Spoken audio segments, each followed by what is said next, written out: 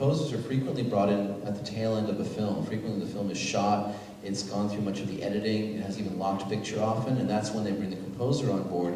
Some directors will bring people, like I'm sure Darren works with you very early on in the process, but a lot of times you don't know when you're coming in. We don't temp. Really? We don't temp Darren stuff. It's like, because I'm involved with him, you know, on an intimate level, as you pointed out. You know, with The Fountain, we worked on it for 6 years, so I've written a lot of music over that time that we could sort of temp the film with, but he only ever uses my stuff for temp. But temp is temporary. Yeah, and to explain what it really means is basically they'll lay out the entire film to establish the tone they might need for the film with other composers' music sometimes it's source music, and then they'll say to the director, okay, here's here's the Beatles and here's the Rolling Stones, can you make something that sounds like this but make it a score? So as you can imagine, it can be a horrible circumstance, but sometimes it can be very enlightening and it can help establish for the composer what the parameters are of what they need to sort of deliver and where they need to go. Could you guys talk a little bit about sort of preferences of temp score? Because sometimes it's great to hear your own music put in front of you, and sometimes it's the last thing that you want, because now you're being asked to repeat yourself again. David? Yeah. I think we're all nodding our heads. Yeah. As you can see, this is a hot subject. I think that's the worst. Go ahead. Yeah. I mean, it just sucks. When I hear something, like I hear my music coming back, and they say, we want that. It's just such a non-starter. It's a non-starter. Yeah. Probably for all of us, because it just sort of kills all the creativity. Right.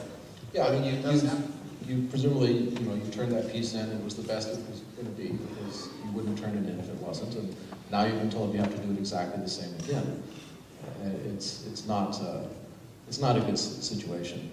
But as we were walking back over here, I was telling David about a little technique I've come up with, because I've come up against this a couple times and been totally introverted and dismayed by, it was a particular score, actually, that an entire score of mine was the temp score for the entire film, and it worked brilliantly. And I said, well, I was out to convince them to license the whole piece for the film. I said, well, no, that won't, I've got bills to pay, I need this, I want to keep this gig. So I said, well, what am I going to do? I've got to convince myself that it can be better. So I was just watching some of this music go by, and I said, well, oh no, there's something that could be better. That doesn't really fit that well. Okay. I suddenly had the bright idea, well, I need to do what I just did with myself to the director and the editor. Right? I better do it today while we're sitting here. And so I did it. It took a little while. I just asked the director, well, there's a flute in there. You love the flute? The flute's okay. Okay, well, do you love it? Is your favorite instrument? Well, no, it's not my favorite. I mean, I love the oboe. Well, so this would be better if that were an oboe. Oh, yeah. And then the way it ends, isn't that a little clumsy? Well, of course that's clumsy. Okay, so this piece would be better if it were with oboe and the ending. And the next thing you know, we had 3 pages of all the things that were wrong with the temp. And it's a way you can start. Now the door is open. You can do something else. You can do something new.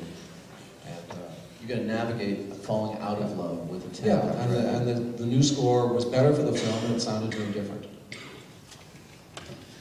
I think what is different, what is tricky about that is sometimes is guess what they see in that music they like, or why they do like. Because sometimes as you see it works more or less, sometimes you think it doesn't, no? And sometimes you see what does he see in here, or why does he like it, no? And then you can ask, or you have to guess sometimes and try to do it better. I think that's the point, no? Yeah. It's sort of possible to look at as you say, the essence of what works about a piece and not necessarily what's on the surface of it. So you can end up rewriting a piece and it's not totally different. There's something at the heart of it. That's what we're trying to, I often think it's like a translation thing.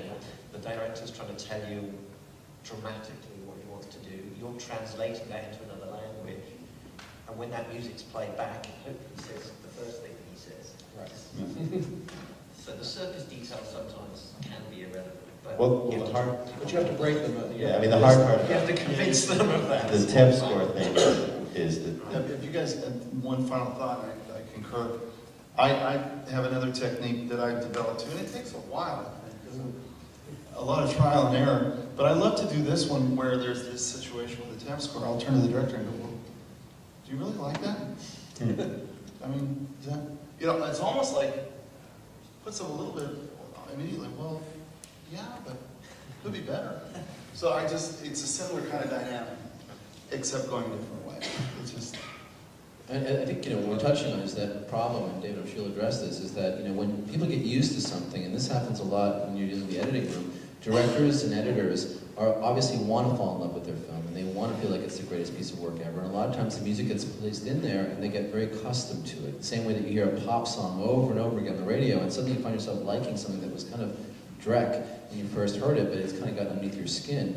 In many ways, you need to bring the director and the editors and the producers and everybody to the point when they can actually say, you know what, I'm not totally committed to this anymore, and I feel like we can do better, and I've got to find a way to get to that point of making them fall out of love with that and not get accustomed to that idea of, I need that to feel just that way right in that spot. Because that's what they seem to get very attached to. It's like following the letter of the law versus the spirit of the law. You want them to kind of get away from being rigid and get to the point when they can feel the languageness that could be underneath all that, that could be much more expressive. Sometimes it just means watching that scene again with no music, which maybe they haven't done for 60 years. It can be a very liberating, scary. How often do you guys like to watch a film with no music the first time? A lot. Is that the preferred I method? mean, for me. Art School Confidential, right? Terry Zweighoff and the editor cuts in this Beethoven sonata, right? Beethoven sonata number 5. It's like, and Terry, you know, Terry in his curmudgeon way is like, oh, I really like that Beethoven. It's really pretty. You think you could write something better? Beethoven? And I know you got like 2 weeks. So I'm like writing like every fucking way I can figure out how to write like a Beethoven piece, you know, like Beethoven, you know. I learned a lot about Beethoven, about his voicings, and it was great. Learning experience, but I ended up using the Fifth Sonata as a basis for the score because it was like, well, you know, that's a nice piece, Dave, but that Beethoven piece is really, it's really good. It's hard to beat. I don't know. How many times have I got Carmina Burana and they say, can you do it bigger and more emotional? Yeah, on this kind of budget, right? Yeah. We're tempted with John Williams' Star Wars, but you know, we've got, can you do that on synth? Yeah. Who do you guys get the most? I know Thomas Newman seems to show up a lot in temp Well, he scores. shows up for himself a lot, which is hard. I know, he has in many ways the worst job of all. And people go, oh, could you do more of that Tom Newman thing? It's like, what variation of my score do you need me to do this time? Exactly.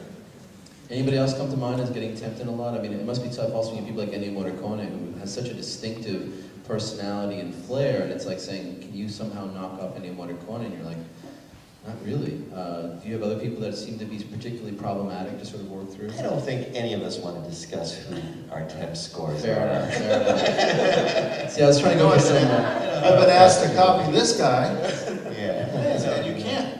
Yeah. You know, everybody's individual. You can write something that sounds in that world, but that is the problem. I mean, the bummer for me is the language is already set then, you know? So it's like, even if, you know, there's this cool, pretty guitar and blah, blah, blah. And so all of a sudden, I'm like, okay, well, I guess I'm going to use, I don't know, maybe a guitar. A pretty guitar there, you know? It's like, this language is set, so you're, you know? Do you find yourself chasing your own success? Let's say that you do a score for a project that has a lot of success, a lot of attention. I think all of you have had examples of this. Does that seem in many ways almost like the worst aspect, that you now have a shadow that you're going to have to chase for a long time because people know that work a lot? Does that seem to happen a lot? I let that one go. I'm asking the tough questions. You know what? How about this? Mark, you? Well, I mean, Crash opened up a lot to Hollywood in general. I mean, if you've noticed, every film now has an, under $6 million has an ensemble cast ever since Crash was released.